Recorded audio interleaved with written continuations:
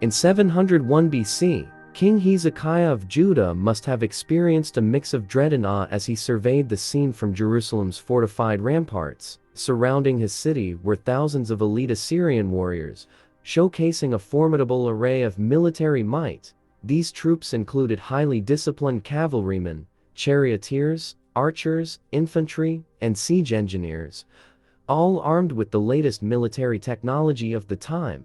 Their reputation for fearlessness and brutal treatment of enemies preceded them, and their leader, King Sennacherib, commonly known as Sennacherib, was renowned for his ruthless conquests. The Assyrian Empire at its zenith extended from the highlands of southeastern Anatolia to the northern deserts of Arabia, and from the Zagros Mountains in Iran to the shores of the Mediterranean Sea.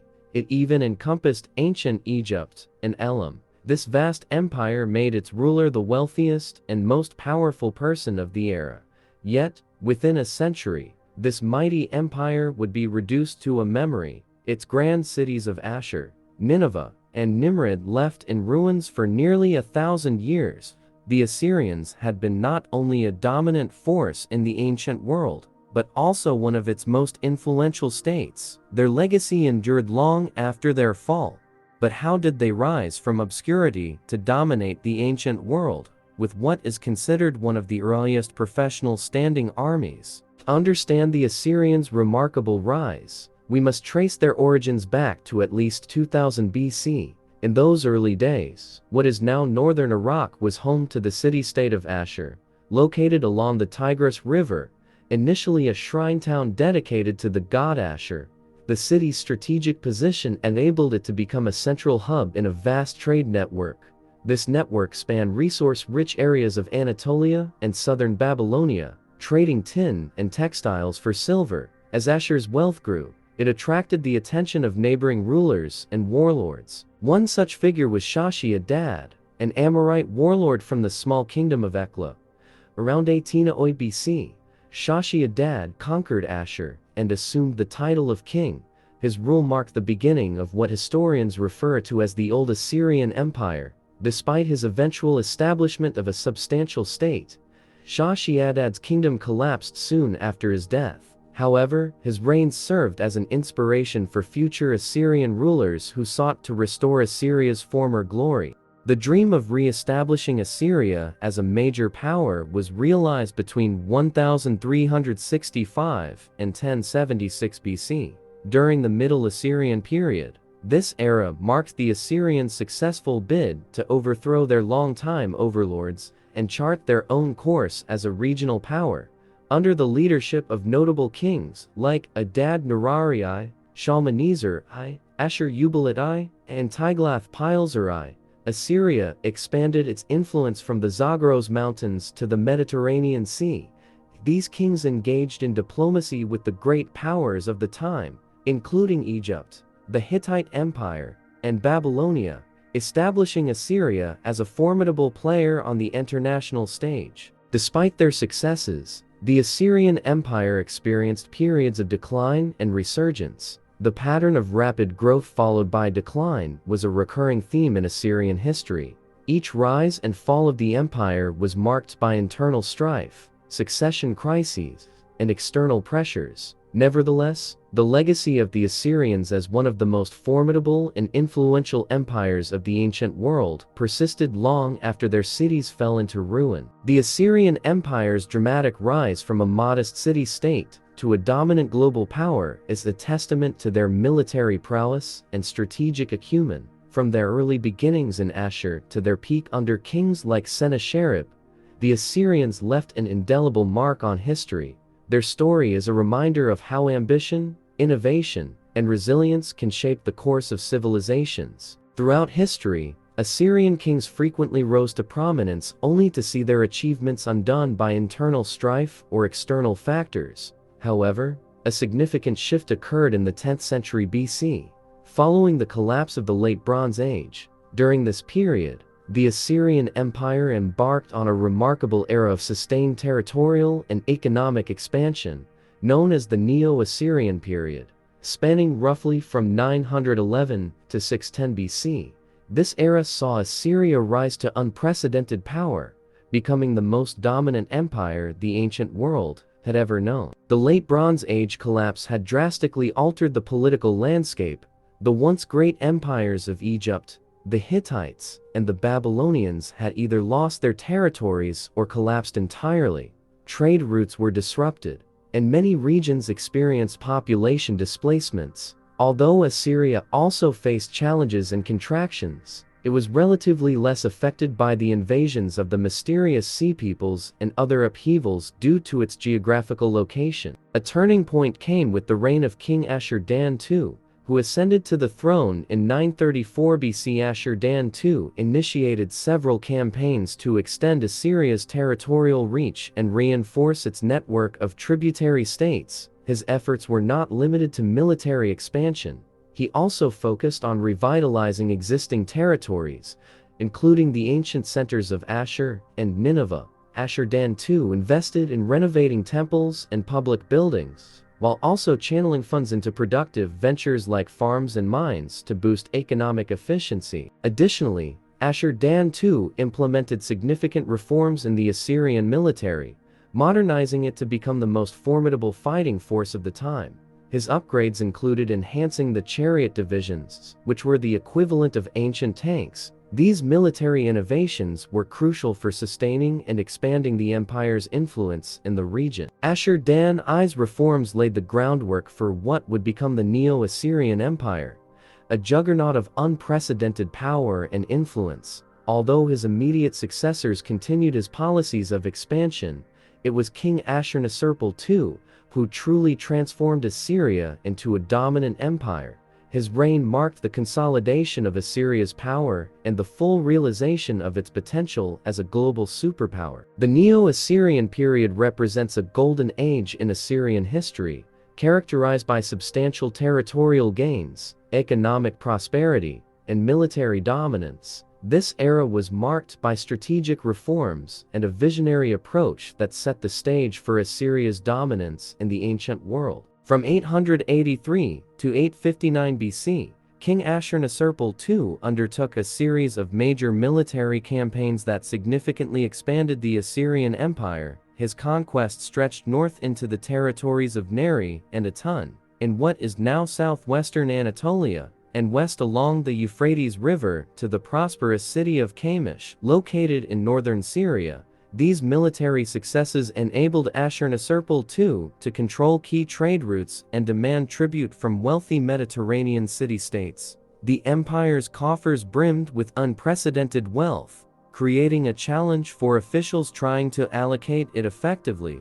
The long-standing capital, Ashur, had been the spiritual, cultural, and political heart of Assyria for over a millennium. However, as the empire grew immensely in power and wealth, Ashurnasirpal II decided to build a new capital that would better reflect Assyria's grandeur. The chosen site for this new capital was the small town of Kahu, known later as Nimrud, situated centrally within the Assyrian heartland. This location, nestled among the major cities of Ashur, Nineveh, and Arbela, was ideal. It allowed Ashurnasirpal II to distance himself from the old aristocracy and elites, whom he despised and wished to diminish in influence. Nimrud was to be a city without rival, designed to surpass all other capitals in magnificence. Ashurnasirpal II ensured that Nimrud featured the most beautiful public buildings, lush gardens, lavish temples, and grand palaces. No expense was spared in creating a city that not only served as the new center of Assyrian power, but also showcased the empire's supremacy. To celebrate the completion of Nimrud, Ashurnasirpal II hosted a grand 10-day inaugural feast, known from the banquet stele. The festivities were attended by 69,574 guests, including 5,000 foreign dignitaries. The lavish banquet featured generous servings of beef, venison, fish, vegetables, fruits, spices, and over 10,000 barrels of beer and wine. The scale of the celebration left no doubt about Assyria's immense wealth and power. Despite the splendor of his reign, Ashurnasirpal II and his successors were deeply involved in military campaigns to maintain and expand Assyrian dominance. His son, Shalmaneser III, faced challenges from multiple directions, including a coalition of 11 kings from the Levant, led by Hamath, Damascus, and Israel. In 853 BC, Shalmaneser III confronted this coalition near the town of Karkar. Although he claimed a significant victory, the outcome was more of a stalemate, as many of the coalition's leaders retained their thrones. Over the years, some coalition members continued to resist Assyrian influence, while others aligned themselves with Assyria. For example, after initially opposing Assyria, the kingdom of Israel under King Jehu became a vassal to Shalmaneser III, acknowledging his dominance. The options for opposing kingdoms were clear: submit to Assyrian control by paying tribute and providing soldiers, or risk complete destruction. Those who chose submission often benefited from Assyrian protection and access to the empire's extensive markets. This system of alliances and vassalage was central to Assyria's expansion and influence. Tiglath-Pileser III, another prominent Assyrian king, exemplified this approach. Known for his ruthlessness against enemies but loyalty to allies, he established strong relationships with his vassals. An inscription from a king of the land of Yi illustrates this loyalty, describing how Tiglath-Pileser III mourned the death of a loyal ally and honored him with a roadside monument. Similarly, the Old Testament recounts how King Ahaz of Judah, despite being criticized for turning to the pagan Assyrians for help, was able to retain his throne and gain Assyrian support. Tiglath-Pileser III's reign marked the beginning of a century of extensive Assyrian expansion and consolidation. His leadership further centralized and fortified the authority of the Assyrian king. However, the challenges were far from over. As Shalmaneser III's reign drew to a close in the 9th century BC, a succession struggle between his sons led to civil war.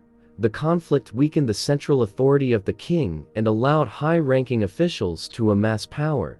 This internal strife and fragmentation contributed to stagnation and weakening of the empire in the years that followed. The reign of Ashurnasirpal II and his successors saw the Assyrian Empire reach new heights of power and wealth. The establishment of Nimrud as a grand capital symbolized Assyria's dominance. Yet, internal conflicts and external pressures continued to shape the empire's trajectory, leading to eventual challenges that would affect its long-term stability. The period from 823 to 744 BC, known as the Age of the Magnates, was characterized by a decentralized Assyrian empire, where powerful regional leaders, or magnates, held significant influence. This era of relative instability and divided power came to a dramatic end in 745 BC with the ascension of Tiglath-Pileser III, determined to restore central authority and quell internal dissent. Tiglath-Pileser III adopted a ruthless approach toward his opponents. He purged the ranks of those who were not loyal to him, either eliminating them or replacing them with individuals who pledged personal allegiance. Once he had consolidated his power, Tiglath-Pileser III launched a series of military campaigns aimed at reclaiming territories that Assyria had lost in previous decades. Kingdoms and cities that resisted his authority faced severe retribution. These regions were often subjected to brutal suppression, with surviving populations being forcibly deported and resettled in distant parts of the empire. This strategy of population displacement and resettlement, known as divide and rule, was designed to prevent rebellions and maintain control over newly acquired territories. The displaced populations were largely Aramean speakers, and their resettlement across the empire contributed to the spread of Aramaic, which became the dominant language of the region. For centuries, the reputation of the Assyrians as a particularly bloodthirsty and warlike people is largely rooted in these harsh policies and their dramatic displays of power. The Assyrians were known for their public demonstrations of brutality, which served as both punishment and a deterrent to others. One infamous inscription from Tiglath-Pileser III describes the gruesome treatment of rebel leaders. The inscription recounts how he erected a pillar at the city gate and adorned it with the skins of defeated chiefs, impaled others on stakes, and performed further acts of cruelty such as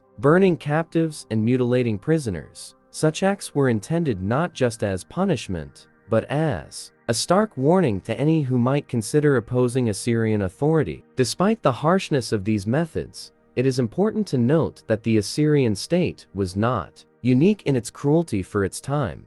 The scale and success of Assyria's policies, rather than their brutality, set them apart. The Assyrians were also a highly cultured society with rich literary and artistic traditions. They lived in a volatile region, frequently threatened by external forces and internal unrest. The Assyrian kings believed their actions were necessary to maintain order and ensure the empire's survival. They saw the use of fear as an effective means to achieve this goal. The era of Tiglath-Pileser III saw the Assyrian Empire's power restored and its territorial holdings expanded significantly. By the time Tiglath-Pileser III died in 727 BC, his son, Shalmaneser V, had succeeded him. Shalmaneser V is noted in historical records for his campaigns against the Kingdom of Israel, culminating in the conquest of Samaria. However, it was his successor, Sargon II, who completed the subjugation of Israel during Sargon I's reign. Israel was officially incorporated into the Assyrian Empire as the province of Samaria in 722 BC. This conquest, though significant, was only one of many military engagements faced by the Assyrians during this period. In addition to the challenges posed by the Kingdom of Israel, the Assyrian Empire faced formidable threats from other regions. In southeastern Anatolia and Babylonia, new military leaders known as Chaldean warriors had risen to power, fiercely resisting Assyrian dominance. The Chaldeans, who controlled territories in what is now southeastern Turkey, Armenia, Iran, and Azerbaijan, formed the Kingdom of Asturia. By uniting various petty kingdoms and hill tribes, they created a powerful entity capable of challenging Assyrian control. Sargon II recognized the growing threat from Etruria and made it a priority to neutralize this menace to secure Assyria's borders and maintain its dominance in the region. The reign of Tiglath-Pileser III marked a pivotal shift in the Assyrian Empire's approach to governance and expansion. His efforts to centralize power, coupled with his brutal methods of dealing with rebellion, restored the empire's strength and set the stage for further territorial conquests. The subsequent reigns continued this aggressive expansion, dealing with internal dissent and external threats alike. The Assyrian Empire's capacity for both cultural achievement and military might defined this era, leaving a legacy that shaped the ancient Near East for centuries to come. In 714 BC, Sargon II, the king of Assyria, embarked on a campaign deep into the territory of the Aeon people, plundering numerous towns as he advanced. This campaign culminated in a decisive battle against King Ruso I, whom Sargon defeated soundly. In the aftermath of the battle, Rusa and the remnants of his army fled, but Sargon chose not to pursue them. Instead, rather than returning to Assyria, he took a different course. With a contingent of 1,000 of his finest soldiers, Sargon moved south to the city of Musur. His objective was to plunder the sacred temple of Atu, the patron god of Haldi. This bold action, coupled with his military victory over Rusa, dealt a nearly fatal blow to the mountain kingdom. The sacking of their national shrine devastated Atu, effectively neutralizing them as a threat to Assyria. While the campaign against Atu was perhaps Sargon's most famous military achievement, his efforts to stabilize Babylonia were equally significant. For centuries, Assyria and Babylonia had been fierce rivals. Although Assyria was typically the stronger power, often occupying Babylon itself, there was little love for the Assyrians among the Babylonian populace. As the Neo-Assyrian Empire expanded, its kings, including Sargon, considered Babylonia within their sphere of influence, often governing it through puppet rulers. However, during the period of instability that marked Sargon's ascension to the throne, many parts of the empire, including Babylonia, seized the opportunity to revolt. In 722 or 721 BC, a Chaldean leader named Marduk-Apla-Iddina-Yi, also known in history as Merodach-Baladan, declared himself king of Babylon. Due to other military campaigns throughout the empire, Sargon could not immediately focus on the Babylonian uprising.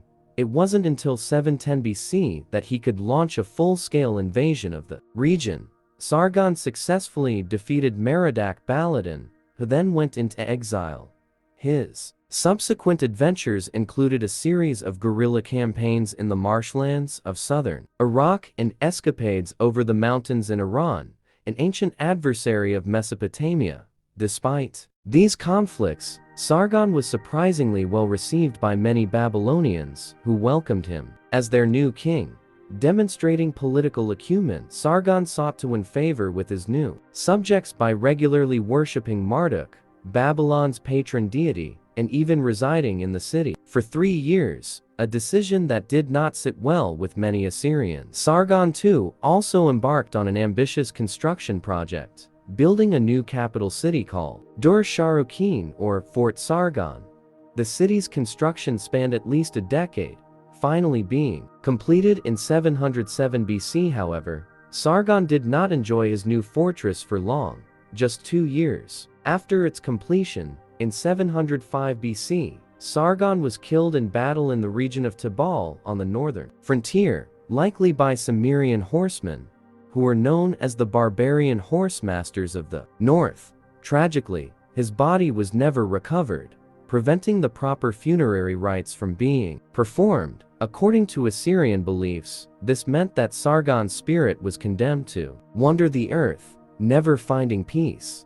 This was a dire omen for the deeply religious Assyrians, who viewed it as a sign that they had been abandoned by their gods. Some speculated that Sargon's tragic fate was a consequence of his affinity for Babylon and his devotion to Marduk, its patron deity. Following Sargon's death, his son Sennacherib, who came to power around 704 BC, made several significant changes. Unlike his father, Sennacherib abandoned the newly built fortress of Dur-Sharrukin, leading the Assyrian capital to Nineveh. In many respects, Sennacherib's policies were the opposite of his father's. While Sargon had aggressively campaigned against the kingdom of Atu, Sennacherib sought a more conciliatory approach, possibly seeing the kingdom as a buffer state against the hostile nomadic tribes that roamed beyond the empire's borders. Sennacherib is perhaps best remembered for his military campaign against the kingdom of Judah and his famous siege of Jerusalem in 701 BC. This event is notable not only for its historical significance, but also because it is chronicled in both the Old Testament of the Bible and in Assyrian inscriptions, providing a rare instance of corroborative historical accounts from different cultures. Despite the varying narratives of what transpired, both sources agree that Sennacherib's campaign into the Levant aimed to either exact tribute from or annihilate the rebellious kingdoms in the region. The Assyrians, under the command of King Sennacherib, launched an invasion into the kingdom of Judah, attacking the city of Laish before advancing towards Jerusalem. Sennacherib laid siege to Jerusalem, but ultimately, he failed to capture it. Both the biblical account and Assyrian records confirm this outcome, but the reasons behind the Assyrian withdrawal remain unclear. The Bible presents a miraculous explanation for the Assyrians' retreat. It describes a conversation between the prophet Isaiah and King Hezekiah of Judah, who is determined to resist Sennacherib's siege. According to the biblical narrative, one night an angel of the Lord passed through the Assyrian camp and killed 185,000 soldiers. Although this number is likely exaggerated, with most scholars estimating the size of the Assyrian army at closer to 5,000. The heavy losses suffered by the Assyrians seem to have forced Sennacherib to withdraw. The Assyrian records, however, provide a more pragmatic reason for Sennacherib's departure. They suggest that he was compelled to return to the other side of his empire to deal with a significant rebellion in Babylonia led by Merodach-Baladan. This was the same Merodach-Baladan whom Sennacherib's father, Sargon II, had defeated and exiled about a decade earlier. Once again, Merodach-Baladan knew he was outmatched, so he sought refuge in neighboring Elam. In response to Elamite interference, Sennacherib decided to launch a preemptive strike against Elam in 694 BC. He sent his forces across the Persian Gulf to attack the southern part of Elam and then moved toward the Elamite capital of Susa. However, this campaign proved disastrous for the Assyrians. In retaliation, the Elamite ruler, Kalashu, bypassed the Assyrian forces and marched directly into Babylonia, inciting a full-scale rebellion among the locals. When news of these events reached Babylon, the people there captured Sennacherib's son, Ashurnasirpal, whom Sennacherib had appointed as ruler of the city, and handed him over to the Elamites. It is presumed that Ashurnasirpal was executed. This act of defiance was the final straw for Sennacherib. In a display of personal vengeance, he ordered the complete destruction of Babylon. One of his inscriptions vividly describes the destruction: the city and its houses, from its foundations to its parapets, I swept away, I demolished, I burned with fire. The walls, the outer walls, the temples, and the gods, the ziggurats of mud, brick, and earth, as many as there were, I tore down and deposited them into the Arata Canal. In the midst of that city, I dug ditches and flooded its ground with water. The form of its foundations I destroyed, and I caused its devastation to exceed that of any flood, so that in later days, the ground of that city, its temples, its gods, would be forgotten. While Sennacherib's reign was marked by war and political intrigue, he also invested time in cultivating the gardens of Nineveh, which he held in high regard. He and his grandson, Ashurbanipal, were largely responsible for making Nineveh one of the greatest capitals of the ancient world. Some historians even suggest that the famous Hanging Gardens of Babylon, one of the 7 wonders of the ancient world, were actually inspired by the gardens of Nineveh, as no definitive archaeological evidence of the Hanging Gardens has been found in Babylon itself. In 693 BC, Sennacherib unexpectedly replaced his designated heir, Arda-Mulisu, with another son, Esarhaddon. Feeling slighted, Arda-Mulisu and his supporters conspired against Sennacherib and assassinated him. Esarhaddon, who was then in the western part of the empire, quickly marched to Nineveh with his loyal forces, defeated his brother, and became the new king of Assyria. Esarhaddon's reign was characterized by efforts to restore balance after the violent deaths of his grandfather, Sargon II, and his father, Sennacherib, which he saw as divine warnings. He rebuilt the city of Babylon and restored the temple of its patron god, Marduk, while also ensuring that Assur, both the city and the god, were not neglected. Esarhaddon led several military campaigns, including the conquest of Egypt in 671 BC. However, Egypt soon revolted, and Esarhaddon set out to reconquer it, but died en route. Esarhaddon had 2 sons, Ashurbanipal and Shamash-shum-ukin. To avoid a conflict over succession, as he had experienced with his own family, he appointed both as kings. Ashurbanipal ruled Assyria, while Shamash-shum-ukin governed Babylon. This arrangement, however, soon fell apart, leading to hostilities between the 2 brothers. Taking advantage of this discord, the Elamites, longtime adversaries of Assyria, again tried to undermine the empire by supporting Shamash-shum-ukin in Babylon. In 664 BC, the Elamite king Toyman launched a surprise attack against Assyria, attempting to exploit the internal strife. The conflict between Assyria and Elam temporarily subsided in 653 BC after Assyrian troops defeated the Elamite king Toyman at the Battle of the Ulai River. Toyman's head was brought back to Assyria and publicly displayed as a war trophy. Despite this, Elamite support for Babylon continued, which proved critical when Shamash-shum-ukin, the king of Babylon, declared war on his brother, Ashurbanipal, the king of Assyria. In the same year, this renewed fraternal conflict lasted about 4 years, and only concluded in 648 BC when Ashurbanipal's forces finally breached Babylon's defenses. Shamash-shum-ukin was reportedly killed, possibly burned alive while hiding in his palace. After securing Babylon, Ashurbanipal turned his attention to punishing the Elamites for their persistent interference in Babylonian affairs and to ensure they would never again threaten Assyrian interests. In 647 BC, Ashurbanipal launched a devastating campaign against Elam, sacking its great city of Susa. His actions mirrored the destruction of Babylon by his father, Sennacherib. Decades earlier, Ashurbanipal boasted of destroying Elam's temples, burning its palaces, plundering its wealth, and even desecrating the tombs of its long-deceased kings.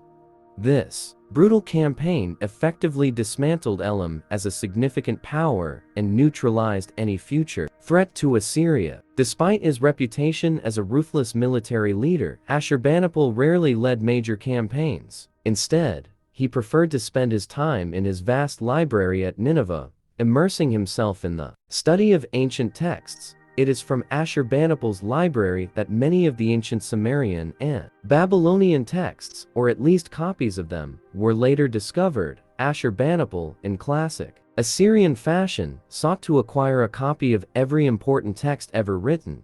He sent scholars and scribes throughout the Near East to collect these texts, or, if that wasn't possible, to make copies. In one of his inscriptions, Ashurbanipal boasts of his scribal skills, claiming he could read intricate tablets inscribed with obscure Sumerian or Akkadian scripts that were difficult to decipher, as well as confused inscriptions on stone from before the flood. A particular fascination for most intellectuals of ancient Mesopotamia, which would later evolve into the biblical narrative of the Great Flood. Ashurbanipal was the last of the great Assyrian kings.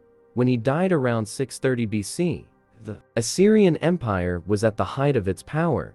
Few, if any, could challenge it militarily or otherwise. However, barely 2 decades after Ashurbanipal's death, the mighty Assyrian Empire ceased to exist due to the wealth of sources from the period. Shortly after Ashurbanipal's death, scholars have been able to trace the path that led to the collapse of this formidable empire. Based on what has been uncovered, it appears that Ashurbanipal's son and successor, Ashur-etil-ilani, was still a minor when he ascended the throne.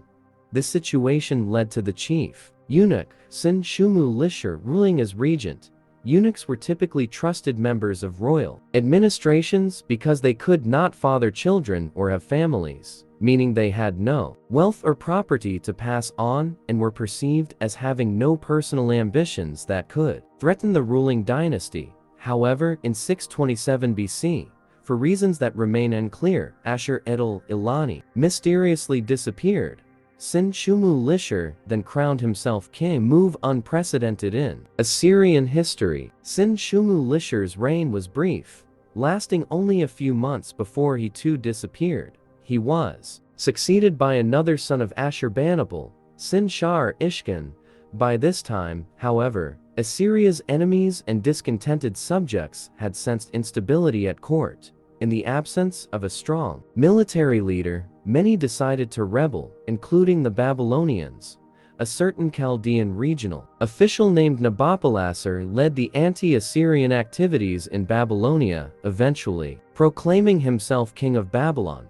He rallied whatever forces he could muster and began to gradually push the Assyrians out of his new kingdom. The internal turmoil in Assyria, compounded by external threats, set the stage for its ultimate downfall. Nabopolassar's revolt marked the beginning of the end for the Assyrian Empire. By exploiting the political chaos within Assyria, Nabopolassar strengthened his position in Babylon and garnered support from other regions disillusioned with Assyrian rule. His strategic alliances and military campaigns laid the groundwork for the rise of the Neo-Babylonian Empire and the final demise of Assyria, once the most powerful empire in the ancient Near East. As Assyria struggled with its internal strife, its enemies seized the opportunity to strike. The Medes, another rising power, allied with Nabopolassar to launch a series of attacks against the weakened Assyrian state. By 612 BC, the coalition forces captured and destroyed Nineveh, the heart of the Assyrian Empire. With the fall of Nineveh, the Assyrian Empire effectively crumbled. bringing an end to its centuries-long dominance over the Near East.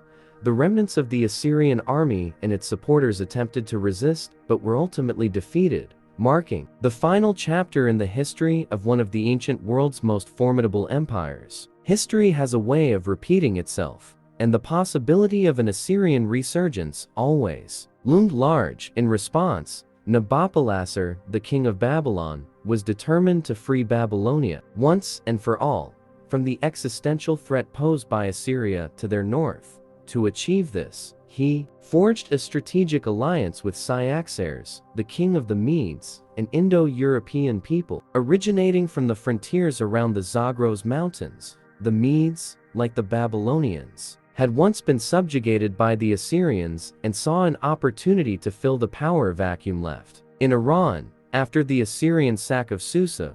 With this alliance in place, Nabopolassar marched north with the intent of conquering Assyria. The Medes, a people who had only recently transitioned from a semi-nomadic lifestyle to one focused on warfare and military conquest, were the first to score major victories against the Assyrians. In 615 BC, they captured the important city of Arapha, and shortly thereafter, they devastated Ashur, the very cradle of the Assyrian Empire. For over 1,400 years, Ashur had stood resilient against the test of time, but within a matter of weeks, its great walls fell, its temples were desecrated, monumental buildings set ablaze, its rich treasuries plundered, and its people massacred. The fall of Ashur was a psychological blow far greater than any military defeat the Assyrians had suffered. It marked the beginning of the end for the once mighty empire. The decisive blow came in 612 BC, when the combined forces of the Babylonians and Medes, supported by Scythian horse nomads from the north, reached the walls of Nineveh, Assyria's capital. Nineveh faced the same fate as Ashur. It was captured and destroyed. During the siege, the Assyrian king Sennacherib was killed, leaving the heartland of Assyria completely conquered.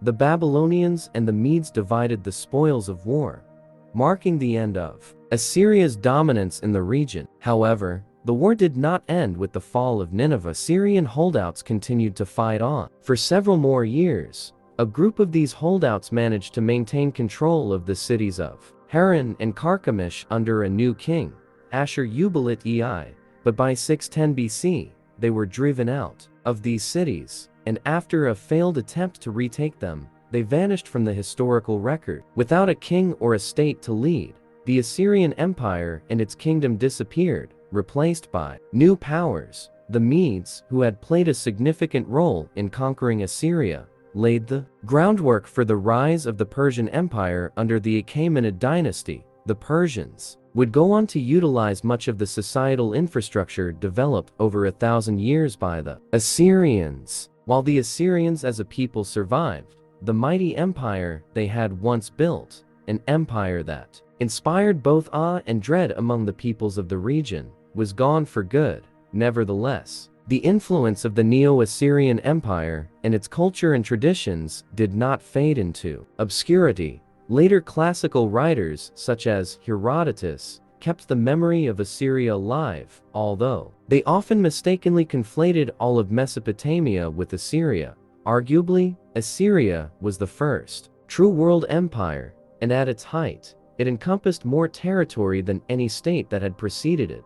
The Neo-Babylonians, Persians, Macedonians, Romans, and even later empires into the Islamic period were heavily influenced by Assyrian practices for empire building and administration. Assyrian art also left a lasting impact on the region, influencing later cultures that often merged aspects of Assyrian style with their own artistic traditions. Moreover, of our knowledge of the ancient Near East has been preserved thanks to the Assyrians. Whether in cuneiform or the Aramaic language, Assyrian scholars acted as the custodians of some of the earliest stories of humanity. The modern Assyrian community continues to keep alive many of the traditions of their ancestors, maintaining a cultural link to the centuries when Assyria ruled as a dominant power. Their efforts ensure that the legacy of the Assyrian Empire, with its profound influence on the political, cultural, and intellectual landscapes of the ancient world, is not forgotten. Though the Assyrian Empire ultimately fell, its legacy endures, a testament to its once great power and cultural achievements that shaped the ancient world and continued to influence subsequent civilizations for centuries to come. And that's how we had the Great Assyrian Empire legacy. Please subscribe, comment, and share. Thanks for watching.